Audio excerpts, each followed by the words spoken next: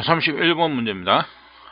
다음 비열에 대한 설명 중 틀린 것은, 자, 비열이라는 것이 뭐냐, 이렇게 단위를 보시게 되면 1kg을 1도씩 올리는데 필요한 열량, 이렇게 됩니다. 그래서 비열이라는 것은 어떤 물질에 1kg를 1도씩 올리는데 필요한 열량, 단위 맞는 설명이죠. 자, 그 다음에 비열이 크면 열 용량이 크다. 용량, 총량을 얘기합니다. 그죠? 그렇게 보시면 되죠.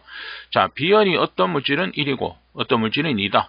그랬을 때 똑같은 단위 질량, 우리가 1kg를 적용을 했을 때, 그러니까 열 용량이라는 것은 어차피 비열에다가 이제 단위 질량을 곱하는 것입니다. 그죠? 그래서 얘는 2가 되고 얘는 1이 되죠. 그죠? 그러니까 비열이 클수록, 그죠? 열 용량은 커집니다.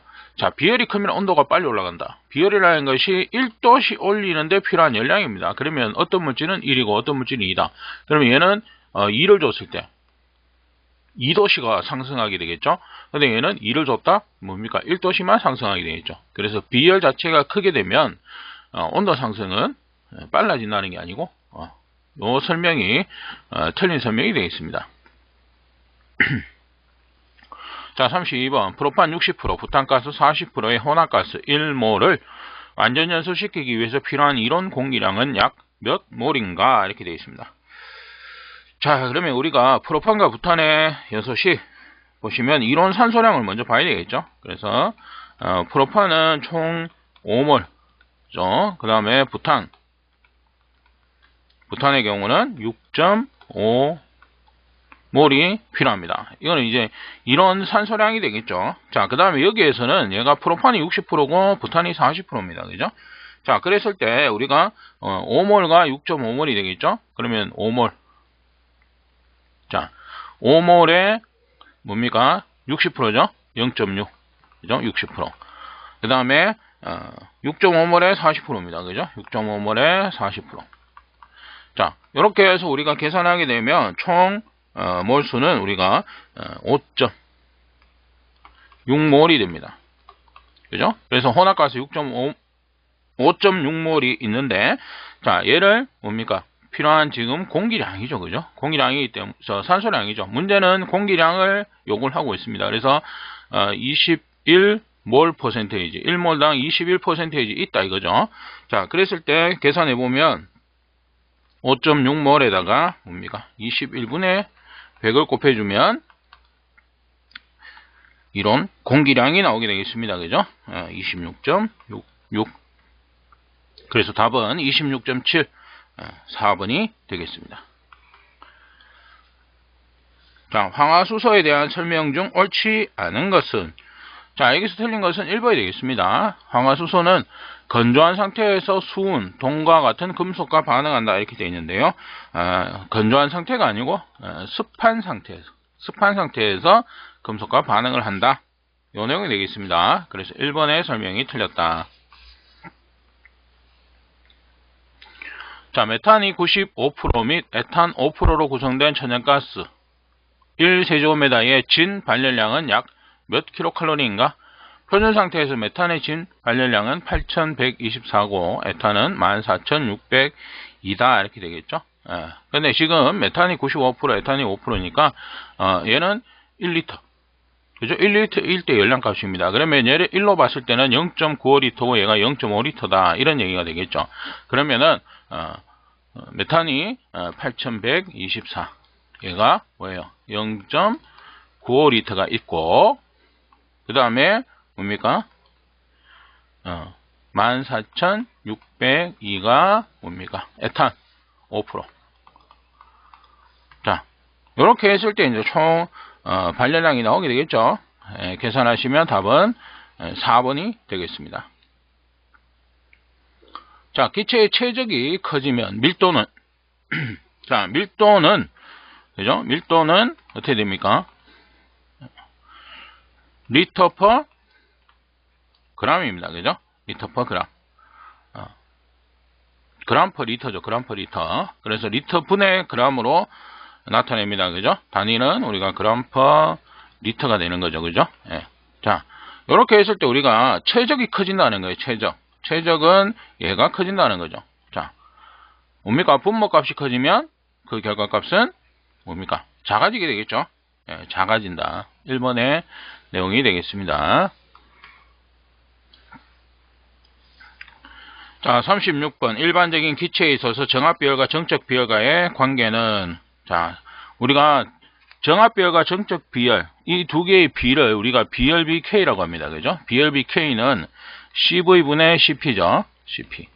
자, 정적비열, 정합비열입니다. 그죠? 그 다음에 비열비 K는 항상 뭡니까? 1보다 크다는 겁니다. 그죠? 1보다 크다. 1보다 크다는 것은 분모값보다 분자값이 크다는 거죠. 그죠? CP가 CV보다 클 때, 그죠? CP가 CV보다 클 때, 항상 그 결과값은 1보다 커지는 내용이 됩니다. 그죠? 그러면은, 정합비열이 뭡니까? 정적비열보다 크다. 답은 4번이 되겠습니다. 자, 37번. 다음 탄화수소에 대한 설명 중 틀린 것은, 자, 여기서 틀린 설명은 1번에 외부의 압력이 커지게 되면 비등점은 낮아진다. 자, 외부의 압력이 낮아지게 되면 끓는 점 또한 낮아지게 됩니다. 그죠? 그래서 외부의 압력이 커지면 낮아진다는 것이 아니고 압력이 낮아지면, 작아지면 비등점은 낮아진다. 그래서 1번의 설명이 틀렸다. 자, 38번. 파라핀계 탄화수소 중 가장 간단한 형의 화합물로서 불순물을 전혀 함유하지 않은 도시가스의 원료는, 자, 도시가스의 원료는 뭐다? 액화천연가스. 그죠? LNG죠? LNG. 액화천연가스. 액화석유가스는 우리가 LPG. 그죠? LPG죠? LPG 주 원료는 뭐다? 프로판과 부탄. 그죠? 액화천연가스, 우리가 내추럴가스는 메탄. 그래서 도시가스의 주 원료는 우리가 액화천연가스 또는 메탄. 이렇게 볼 수가 있는 것이 됩니다. 자, 39번. 다음 산소에 대한 설명 중 틀린 것은, 자, 여기서는 4번에 환원성을 이용해서 금속 재련에 사용한다. 이렇게 되어 있는데요. 산소는 성질 자체가 산화성, 산화성을 가지고 있습니다. 산화성 가스죠. 그래서 우리가 산화제로 분류가 되는, 그래서 연소를 도와주는 우리가, 그죠?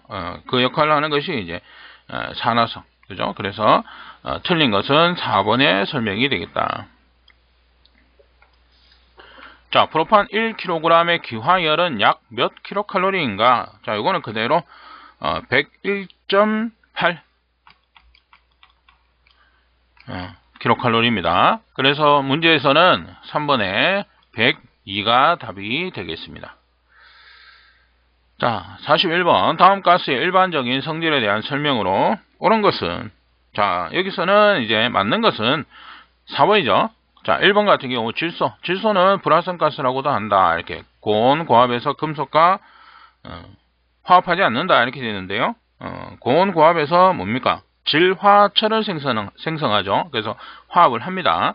그 다음에 산소 같은 경우는 뭡니까? 그 자신이 잘 연소한다. 그 자신이 연소하는 건 가연성 가스고, 산소는 도와주는 역할, 조연성 가스입니다. 그죠? 그 다음에 염소 이렇게 되어 있죠. 반응성이 강한 가스로 강제에 대해서 상온 건조한 상태에서 현저한 부식성을 갖는다. 여기서 앞에서 봤지만 뭡니까? 건조한 상태가 아니고 습한 상태에서 이렇게 됩니다. 아세틸렌은 은, 수은 등의 금속과 반응해서 폭발성 물질, 아세틸라이드를 생성해서 폭발의 위험성을 가지고 있다. 화합 폭발에 관한 설명입니다. 그죠? 그래서 4번의 설명이 맞다. 자, 42번. 다음 가스 중 열 전도율이 가장 큰 것은, 자, 열 전도율은 비중이 낮을수록, 그죠? 열 전도율은 커진다. 크다. 열 전도율은 크다. 이렇게 됩니다. 자, 그러면 우리가 비중이라는 것은 뭡니까? 공기의 무게와 같은 부피의 기체의 무게 비죠. 그래서 공기의 무게는 29g. 29g 분의 이 물질, 그죠? 이 가스의 뭡니까? 무게의 비로 나타내는 게 비중입니다. 그죠? 그러면은 비중이 낮다는 의미 자체는 이 가스의 분자량이 가장 작은 것이 되겠죠. 그죠? 가장 작은 거. 그래서 수소 같은 경우는 2가 되고, 질소는 28이죠. 그 다음에 이산화탄소 44. 그죠? 이산화황 같은 경우는 64. 그죠? 64죠. 그러면은 요 값이 가장 작은 거, 여기에 들어가는 값이, 그죠? 그래서 1번의 수소가 답이 되겠습니다. 자, 44번 다음 중 액화석유가스 주성분이 아닌 것은? 액화석유가스는 우리가 탄소의 수가 3개에서 4개짜리 이렇게 보시면 됩니다. 그래서 프로판, 부탄이 가장 대표적인 주성분이고, 그 다음에 부틸렌, 프로필렌 이렇게 됩니다. 2번에 헵탄이 관계가 없다. 44번 다음 각 가스의 특성에 대한 설명으로 틀린 것은? 자, 여기서 틀린 것은 3번이 되겠습니다. 그죠? 허용농도 LC50 기준으로 50ppm이다 이렇게 나오는데요. 50ppm을 나타내는 기준은 뭡니까? TLV, 그죠? TWA 기준이다, 그죠? 여기서 LC50으로 나타냈을 때 우리가 여기서 얘기하는 일산화탄소 같은 경우는 3760ppm입니다. 그죠? 그래서 3번의 설명이 틀렸습니다. 실제로 TLV, TWA 기준보다 LC50 기준 수치가 훨씬 높습니다. 숫자가 훨씬 높게 나오는 수치다 이렇게 보면 되겠죠. 자, 45번 다음 중 가스 크레마토그래피의 캐리어 가스로 사용되는 것은? 우리가 캐리어 가스는 수소, 헬륨, 아르곤, 질소, 자, 이런 것들이 사용되고 있다, 그죠? 그래서 여기서는 1번의 헬륨이 되겠습니다. 46번 땅속에 에노드에 강제 전압을 가하여 P방식 금속재를 캐소드로 하는 전기 방식 부분. 자, 얘는 뭡니까? 우리가 외부 전원법을 얘기하고 있습니다. 그죠? 외부 전원법. 그래서 외부 전원의 음극에 연결이 되어서 전자를 방출하는 전극을 우리가 캐소드라고 합니다. 캐소드. 그죠? 캐소드라고 하고, 그 다음에 쌍이 되는 전극 또는 양극, 이것을 우리가 에노드라고 부른다. 이렇게. 그죠? 그래서 외부 전원법의 설명을 하고 있습니다. 자, 47번. 아시트렌 용기의 안전밸브 형식으로 가장 많이 사용되는 것은? 안전밸브 형식은 우리가 스프링식, 그죠? 그 다음에 파열판식, 그 다음에 가용전식, 이렇게 세 가지가 있습니다. 그죠? 가용전 같은 경우는 우리가 아시틸렌, 염소, 산화에틸렌 용기 등에 사용되는 형식이다. 주로 좀 아시틸렌이나 산화에틸렌 이렇게 볼 수 있고요. 문제에서는 아시틸렌이기 때문에 이거는 가용전식이다 이렇게 볼 수 있습니다. 그죠? 그래서 파열판식 같은 경우는 산소, 수소, 질소 이렇게, 그죠? 얘는 이제 우리가 압축가스 용기 같은 경우는 파열판식 깨지는 거니까요. 그 다음에 스프링식은 LPG죠. LPG 용기 사용되는 방식이다. 그래서 답은 가용전식이 되겠습니다.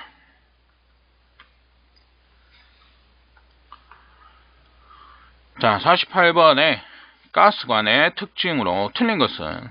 자, 여기서는 2번에 관의 치수가 큰 경우 구리관보다 비경제적이다 이렇게 되어 있는데요. 이게 경제적이죠. 구리관보다는. 구리관이 훨씬 더 가격이 더 들어가는 거니까요. 답은 2번이 되겠습니다. 자, 49번에 수소나 헬륨을 냉매로 사용한 냉동 방식에서 실린더 중에 피스톤과 보조 피스톤으로 구성되어 있는 액화 사이클은? 자, 여기서는 우리가 필립스 공기 액화 사이클이 되겠습니다. 그래서 필립스 같은 경우는 여기서 얘기하는 피스톤, 그 다음에 보조 피스톤 이렇게 사용하는 형태가 필립스 이렇게 볼 수가 있습니다. 50번에 수소가스 분석 방법으로 가장 적당한 것은? 우리가 수소가스 분석법은 1번의 팔라듐간 연소법이 되겠습니다. 일반적으로 우리가 햄펠법 이렇게 얘기하면 뭡니까? 이산화탄소, 그 다음에 뭐 탄화수소화물, 그 다음에 뭐 산소, 일산화탄소 이런 것들, 그죠? 그 다음에 황산 바륨 침전법 이렇게 되어 있는데요.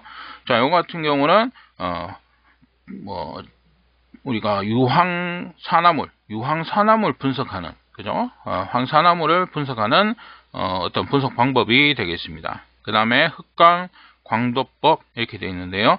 자, 이거 같은 경우는 이제 빛의 어떤 그 흡수되는, 용액에 흡수되는 빛의 양을 가지고 농도를 나타내는 겁니다. 그래서 이거는 물질의 어떤 농도와 관계되는 어떤 분석법이다. 그래서 수소가스는 1번의 팔라듐간 연소법이 되겠습니다. 51번 LPG, 액화가스와 같은 저비점의 액체에 가장 적합한 펌프의 축봉 장치는, 자, 여기서는 우리가 밸런스 실형이 되겠습니다. 자, 요거 같은 메카니컬 실의 어떤 형식 이렇게 나왔는데요. 우리가 뭐 인사이드, 그 다음에 아웃사이드 뭐 이런 형태가 있고요. 세트 형태고요. 그 다음에 뭐 실 형태로 봤을 때는 싱글형과 더블형 이렇게 또 뭐 나오고 있습니다. 그 다음에 면압 밸런스 형식으로는 언밸런스형, 그 다음 밸런스형, 이런 것들이 나오는데, 밸런스 같은 경우가 저비점 액체에 사용하는, 그죠? 저비점 액체에 사용하는 방식이다, 이렇게 나오고 있습니다. 그래서 밸런스 실, 우리가 저비점 이렇게 기억을 해두시면 되겠습니다. 52번 다음 중 비접촉식 온도계에 해당하는 것은, 여기서는 광고온도계죠. 광고온도계, 광정관식, 방사온도계, 색온도계 이런 것들이 있다. 자, 53번 공기액화 분리기 내에 이산화탄소를 제거하기 위해서 수산화나트륨 수용액을 사용한다. 자, 1kg의 이산화탄소를 제거하기 위해서는 수산화나트륨 얼마를 써야 되느냐 이렇게 나오는 거죠. 예, 그래서 우리가 수산화나트륨 같은 경우, 자, 반응식을 보게 되면, 자, CO2 이산화탄소하고 반응을 합니다. 그죠? 그렇게 했을 때 우리가, 자, 이렇게 반응을 한다. 반응식이 되겠습니다. 그죠?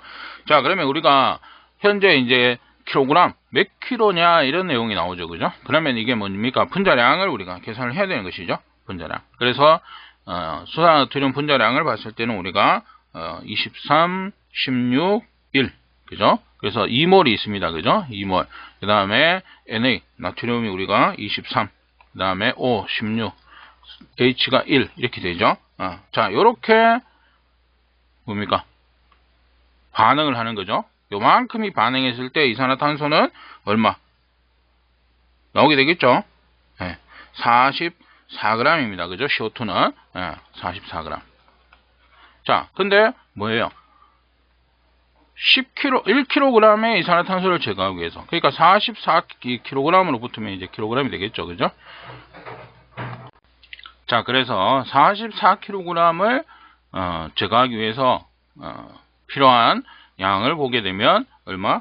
80kg이 됩니다. 그죠? 그러면은 80을 44로 나누어 주면 1kg당 값이 나오게 되겠죠. 1.8. 답은 2번이 되겠습니다. 자, 54번 다음 정유가스 주 성분은 이렇게 되어 있습니다. 우리가 정유가스 오프가스는 수소와 메탄 1번의 가스가 되겠습니다. 예. 자, 55번 다음 중 주철관에 대한 접합법이 아닌 것은, 자, 여기서는 3번의 플레어 접합. 우리가 플레어 접합은 동관의 접합법이죠. 압축이음이라고도 하고요. 동관의 나팔 형태로, 나팔 모양으로 넓혀서 이음하는 것으로 우리가 분해, 조립 이런 것들을 하기 위해서 접합하는 이음법, 플레어 접합. 그죠? 그래서 주철과는 관계가 없다. 자, 56번 펌프의 캐비테이션 발생에 따라 일어나는 현상이 아닌 것은 이렇게 되어 있죠. 네. 그래서 캐비테이션이 발생했다면은 기본적으로 캐비테이션은 뭡니까? 펌프 내에 공기층이 형성되는 것을 얘기를 합니다. 그죠? 그러면은 펌프 물 안에 이렇게 공기층이 형성되는 거예요. 공기층이 형성된다는 것은 기본적으로 뭡니까? 효율이 떨어진다는 겁니다. 당연히 양정, 높이죠. 폴리스에 있는 높이를 우리가 양정이라고 합니다. 그죠? 펌프 폴리스에 있는 높이. 그러면은 양정도 당연히 뭡니까? 저하하겠죠. 효율이 떨어지는 겁니다. 캐비테이션은 안 좋은 거니까요. 그죠? 그래서 소음 진동이 발생하고 침식이 발생한다. 이렇게 안 좋은 현상들이 생기는 거죠. 근데 양정의 곡선이 증가한다. 양정 곡선이 증가한다는 것은 양정이 상승한다는 거죠. 그죠? 그래서 1번의 설명이 틀렸다. 57번 다이어프램식 압력계의 특징에 대한 설명 중 틀린 것은, 자, 여기서는 3번에 온도에 따른 영향이 적다 이렇게 되어 있는데, 다이어프램식은 온도에 따른 영향을 받기가 쉬운 형식의 압력계가 되겠습니다. 그래서 3번의 설명이 틀렸다. 자, 58번 다음 중 저온장치에서 사용되는 저온 단열법의 종류가 아닌 것은, 자, 고진공 단열법, 분말진공 단열법, 다층진공 단열법입니다. 그죠? 이렇게 세 가지죠. 4번의 내용이 틀렸습니다. 자, 2000rpm으로 회전하는 펌프를 3500rpm으로 변환하는 경우 펌프의 양정과 유량과 양정은 몇 배가 되는가? 펌프의 상사법칙입니다. 그죠? 우리가 유량은 회전수에 비례합니다. 그죠? 비례. 그 다음에 뭡니까? 양정은 회전수의 제곱에 비례한다. 제곱에 비례하고요. 그 다음에 뭡니까? 동력. 그죠? 동력은 회전수의 세제곱에 비례한다. 이렇게 되어 있습니다.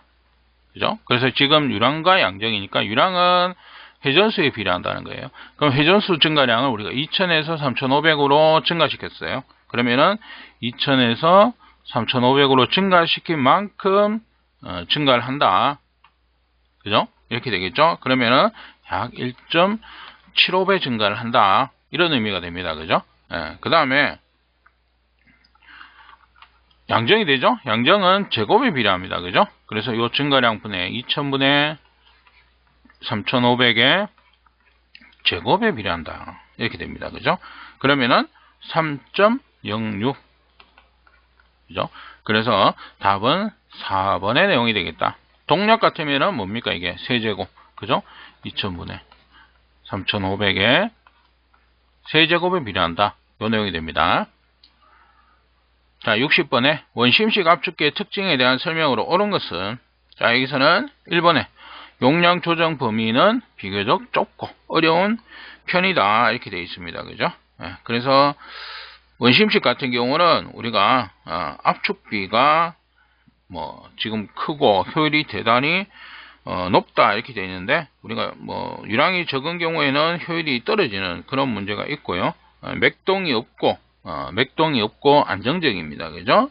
그 다음에 서징 현상이 발생하지 않는다 이렇게 되는데, 우리가 서징을 일으키고 운전이 불안정한 형태가 발생할 수 있다. 이런 내용도 있습니다. 그래서 맞는 것은 1번의 설명이 되겠습니다. 자, 여기까지 마치도록 하겠습니다.